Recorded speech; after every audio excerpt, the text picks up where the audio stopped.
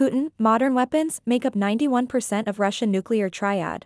We will continue to maintain combat readiness and improve the combat readiness of the nuclear triad. This is the main guarantor of preserving our sovereignty and territorial integrity, strategic parity, and overall balance of power in the world, Putin stressed.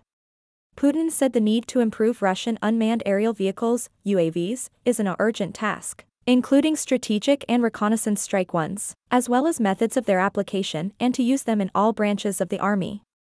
The experience of a special military operation has shown that the use of drones has become almost ubiquitous, and such an arsenal of means should be in combat squads, platoons, companies, and battalions. The target should be detected as quickly as possible and the information for striking should be transmitted in real time, he said. Drones should be interconnected, integrated into a single intelligence network and should have secure communication channels with headquarters and commanders. Every fighter should be able to receive information transmitted from drones, he said. The president emphasized that there are no funding restrictions when it comes to the needs of the Russian army and the government, and the country will provide whatever the armed forces ask for. Putin said Russia's strength is that it is one of the few countries in the world that is completely self-sufficient in the military domain, and that it will continue to unlock this potential but will not repeat the mistakes of the past and militarize its economy. Concluding his speech, he said, "We've always considered the Ukrainian people our brothers.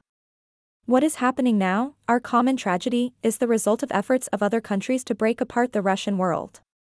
For his part, Russian Defense Minister Sergei Shoigu accused the US of pumping Ukraine with weapons, training its soldiers, and waging a sanction and information war against Russia.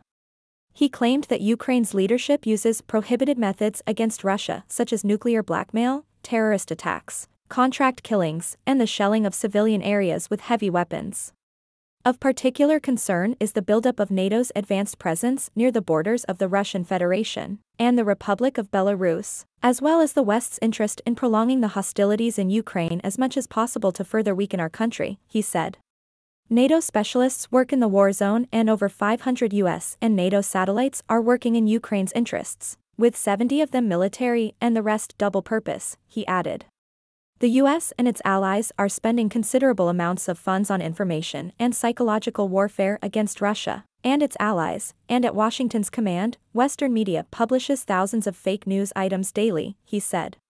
According to Shoigu, 27 countries have already spent $97 billion on arms supplies to Ukraine. Russia is always open for constructive peace talks, but as there is no willingness from the other side, it will continue to achieve its set tasks, Shoigu said.